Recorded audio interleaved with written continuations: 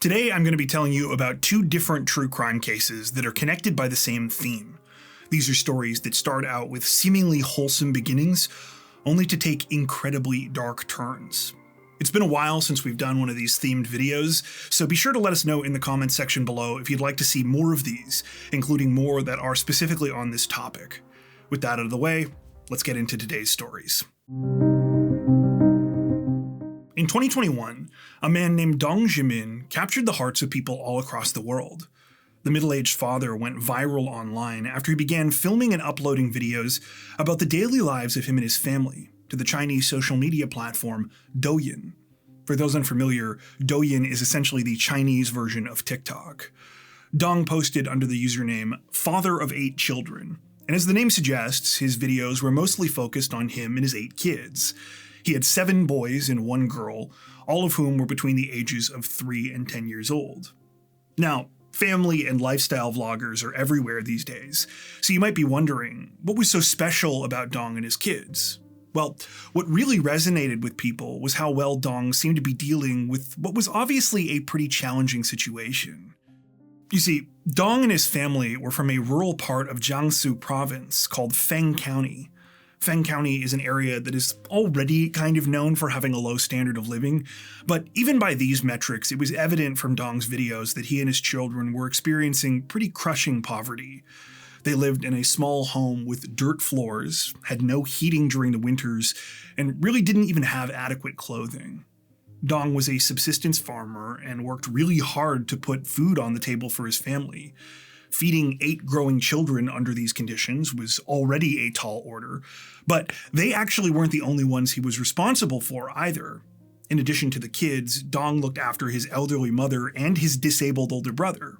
Keep in mind, he was also doing all of this by himself. His videos made it clear that he was a single father who didn't have anyone else to depend on. For many of us, this kind of life is probably hard to even imagine, let alone one that we could see ourselves thriving in. But that was the thing about Dong. He had this seemingly unshakable optimism. Dong wasn't in denial or anything. In fact, that was part of what drew people in.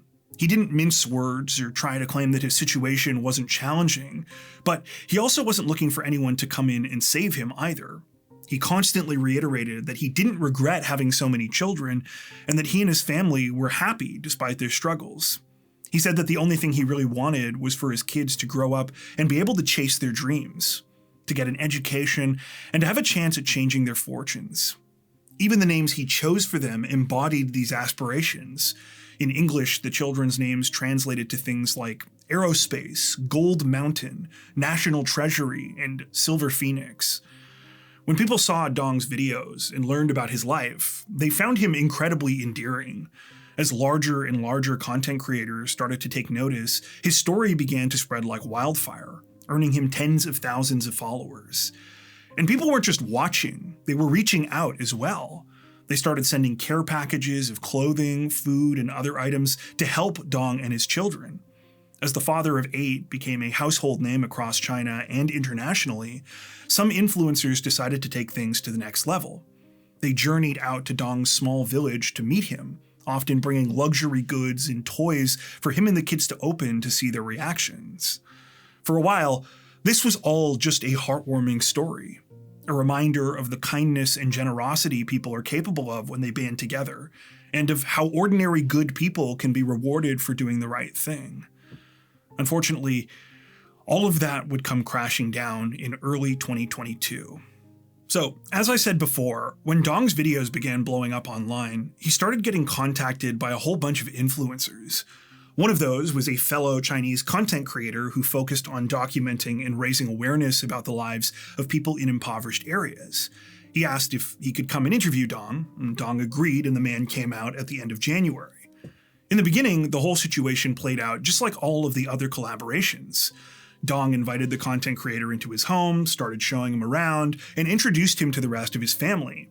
At some point, though, Dong had to go off and take care of something, so the other man decided to walk around on his own a bit.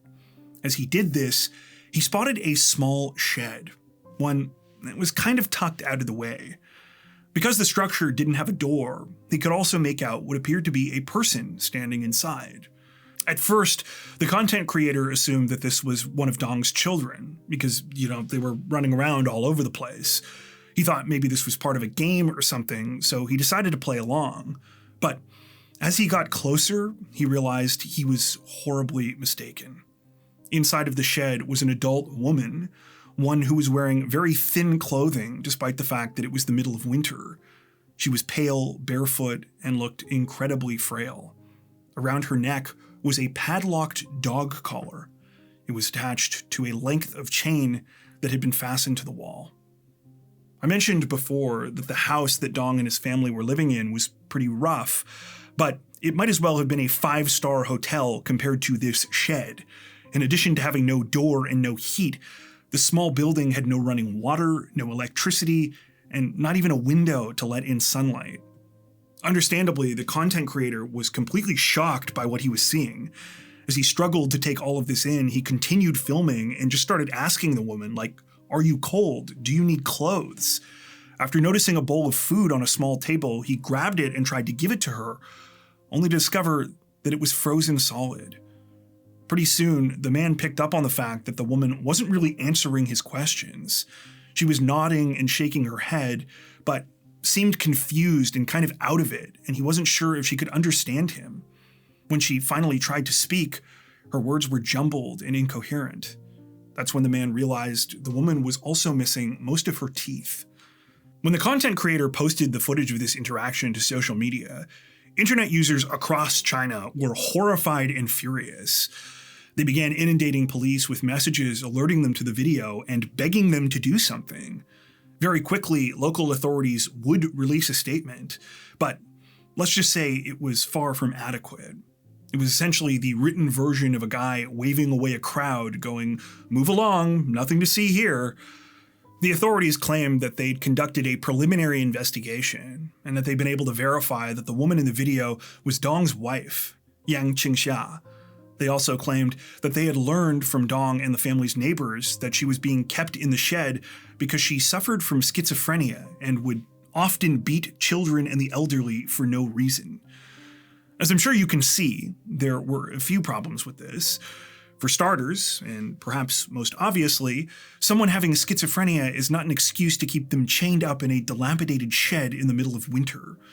However, it also prompted several questions.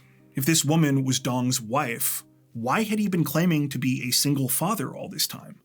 Also, if this woman was as mentally ill as Dong and officials were now claiming, could she have meaningfully consented in any way to having all of these children? 2 days later, local government officials came out with a much longer statement purporting to offer more details. This statement claimed that Dong's family had taken Yang in and allowed her to live with them after they found her begging on the street. They eventually got married, but they said that they had no idea Yang suffered from schizophrenia at the time. Again, this didn't really address any of the core issues the public had, and anger and frustration continued to build online. People were demanding answers and even traveled out to Dong's property to try and rescue Yang themselves. Now, if you know anything about the way the Chinese government handles media and information, you might be thinking to yourself right now that it's weird they didn't simply crack down on this. But let me tell you, no, they did. The content creator who exposed everything had his account shut down within hours of filming and uploading the original video. And as the topic trended on Chinese social media, government censors removed thousands upon thousands of posts. A heavy police presence was sent to the village where Dong lived, and several people, including journalists, were arrested. Keep in mind, this all happened right around the time of the 2022 Beijing Winter Olympics, so the Chinese government was on especially high alert trying to suppress anything that could make them look bad. Still, none of it was enough to shut down the public fury. The pushback was so great that about a week later, on February 7th, officials would put out a third and final message. It would not only reveal that the previous statements were complete fabrications, but that the situation was even more disturbing than anyone could have initially imagined. It turned out that the woman chained up in Dong's shed was not in fact Yang Qingxia. Her name was Shao Huamei, and she was a victim of human trafficking who'd been taken from her home more than 20 years earlier. Xiao was originally from Yunnan province, but had been abducted from her hometown in 1998.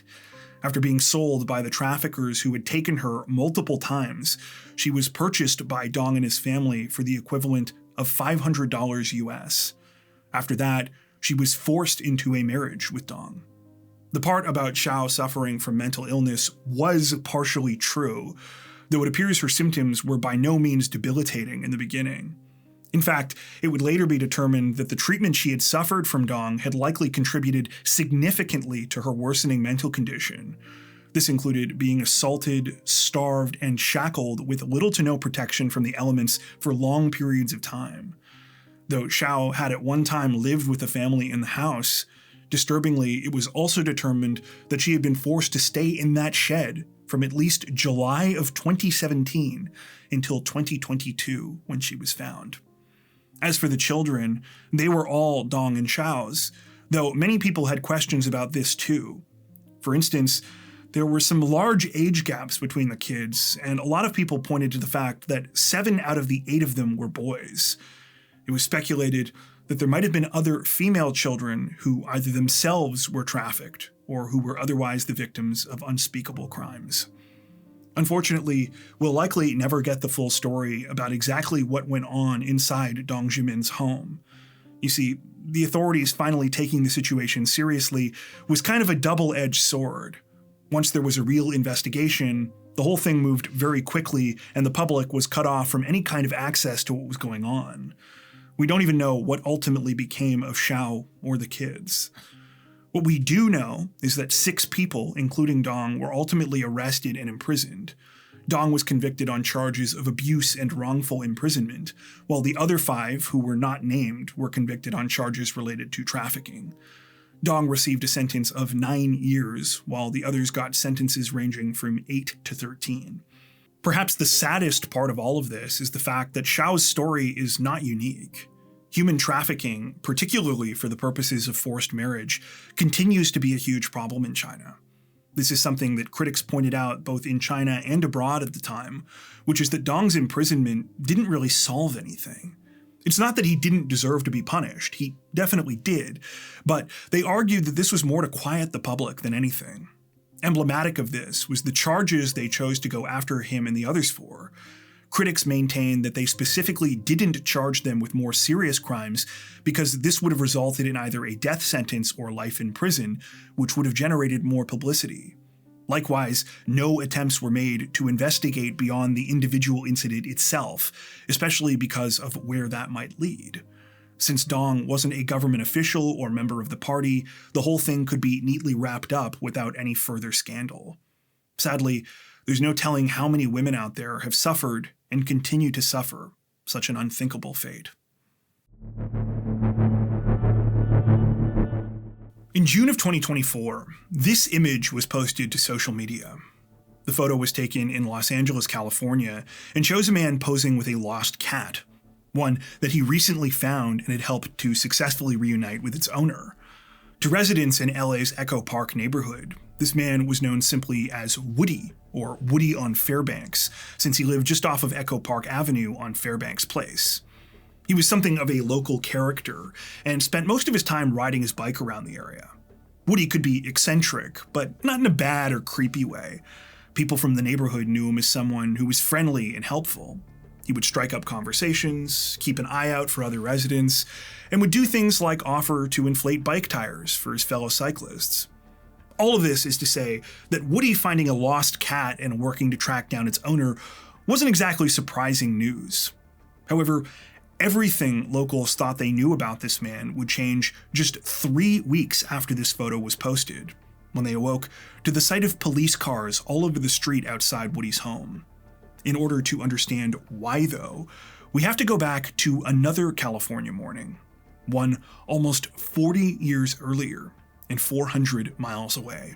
Shortly before 6 a.m. on September 26, 1984, police in the city of Roseville, just outside of Sacramento, received a 911 call from a man. The man explained that he had spotted a woman on the ground who didn't appear to be moving. He said he wasn't sure what was going on, but it looked like she might need some help. After arriving at the scene, officers quickly discovered that the situation was far worse than what had been initially described to them. This wasn't some kind of accident or medical emergency. This was a murder, an incredibly brutal one, too.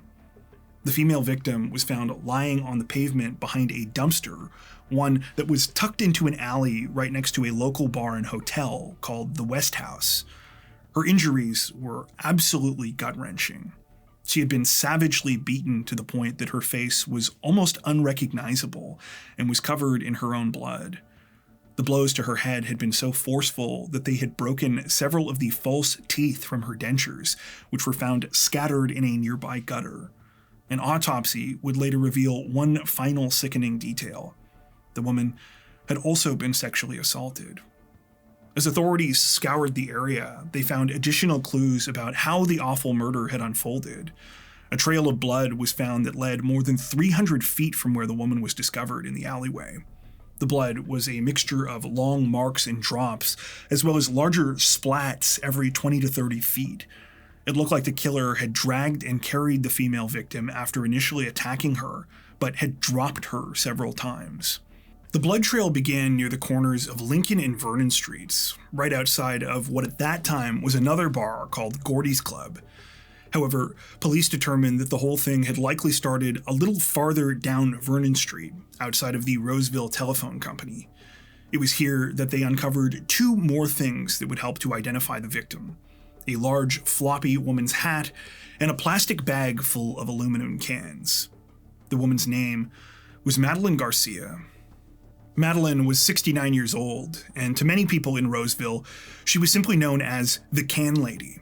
She got this nickname because she liked to go around and collect aluminum cans, which she would then take to local recycling centers. Often she could be seen riding around on a large tricycle, but other times she went out on foot and just carried the cans in a bag over her shoulder. Her favorite time to go out searching was early in the mornings, when the city was still quiet. Despite what her nickname might suggest, Madeline was not homeless or in need of money. The can collecting was just something she did as a hobby. She lived less than a mile away from where her body was found, in a modest little home on Hill Avenue. In her community, she went by a very different nickname as well. To friends and neighbors, Madeline was known as Grandma Garcia. Madeline had lived in Roseville for about 10 years when she died, and in that time, she made a huge impact on the people around her. She had a lot of different talents, including cooking, gardening, and crafting, and enjoyed sharing her passions.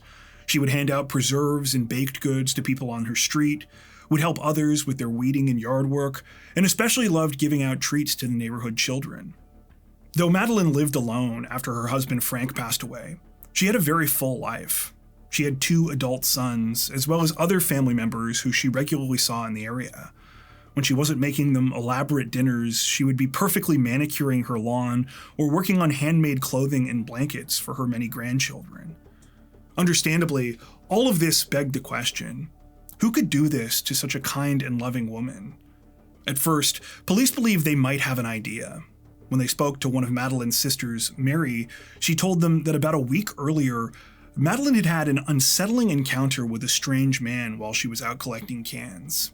Mary said Madeline told her this man had argued with her and had said some pretty foul things. Her exact words were, quote, "He scared me, and such a dirty mouth he had. I told him to go find a job." Madeline had been on her bike that particular day, so despite the disturbing situation, she'd been able to quickly ride off. Authorities wondered, maybe the man had come across her again on the morning of September 26, and that time she hadn't been able to escape. This was interesting because of where it had happened too. According to Mary, Madeline told her that she had encountered the man near the corner of Atlantic Street and Washington Boulevard. In other words, about 100 feet from where her body was later found. Unfortunately, the whole thing turned out to be an eerie coincidence. The man was tracked down and questioned, but he was eventually ruled out. So were many others in the days and weeks that followed, including the man who had called 911, as well as every guest and customer who had been at the hotel and bar next to the alleyway around the time of the murder. There was one other obvious possibility that police considered, but it wasn't a promising one. You see, the area where Madeline had been killed backed right onto the local rail yard. At that time, train hopping was still a common occurrence, and there were plenty of people with no fixed address that would ride the rails all over the country. Most of these people were harmless, but there were definitely a few who used this as a means to commit crimes while constantly staying on the move. If this were the case, authorities knew that it meant that Madeleine's killer was probably long gone, and really could be anywhere. Sadly, this is where the original investigation more or less hit a standstill. Police would go on to interview more than 1,500 people in connection with the case. However, it seemed like every new lead resulted in another dead end. It didn't help that just a few days after Madeleine's murder, police found themselves with another disturbing situation on their hands: a double homicide. The crime was unrelated to what happened to Madeleine, but still, it meant that resources had to be pulled off her case, including some of the detectives from the original investigation. Though Madeleine's murder faded from the headlines and eventually became a cold case, in the background, authorities never stopped trying to find answers. Over the decades, multiple teams of investigators worked the case, each adding their own theories, chasing down leads, and conducting new examinations of the evidence. Finally, this year, they found what they were looking for. Now, I should say, we don't know 100% of the information here because this is still an ongoing case at the time of making this video. But like so many other stories like this in the last little while, it seems the breakthrough came with advancements in DNA technology, specifically forensic genetic genealogy. We've talked about this quite a bit on the channel before, but just in case you haven't heard or forgot, this is a technique that involves taking an unknown DNA profile and using it to search public genealogical databases like GEDmatch. Once familial matches are found, experts can use this information to narrow down and identify the contributor of the mystery DNA.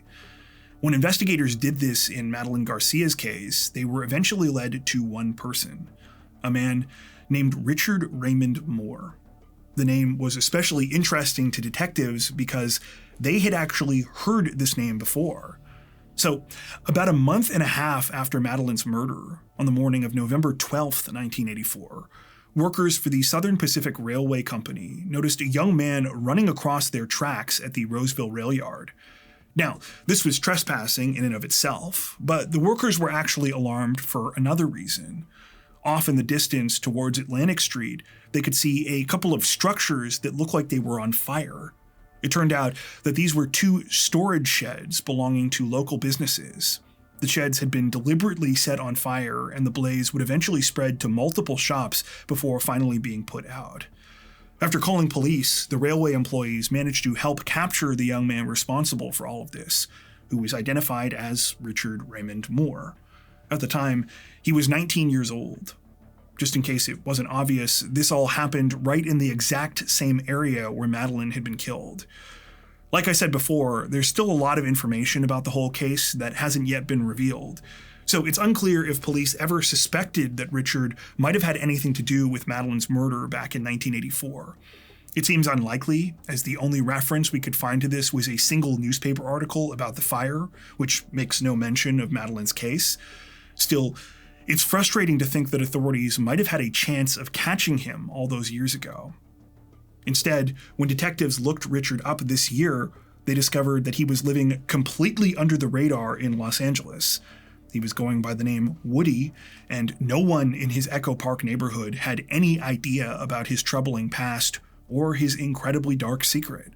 Locals only learned about all of this after police showed up outside his home and arrested him on June 27th, 39 years and 9 months after the murder of Madeleine Garcia. When news of the arrest broke in early July of this year, a lot of people were stunned and said that they never thought Woody could have been capable of something like this. I should say, officially, he hasn't been convicted, so innocent until proven guilty, though he has been charged with several offenses, including murder. Madeleine's family, meanwhile, said that the news was bittersweet, as the pain of her loss is still very much there all of these years later. One of her granddaughters told reporters, quote, "I can only hope my grandkids remember me the way that I remember her."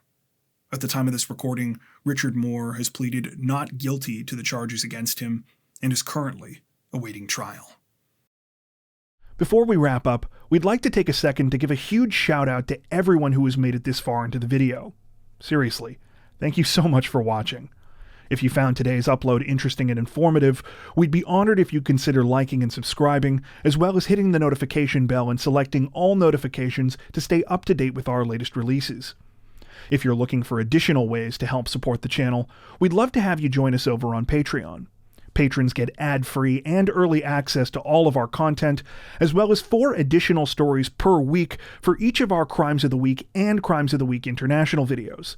You can learn more at patreon.com/crimezone, where you'll also find some of the fine folks whose names are currently on screen.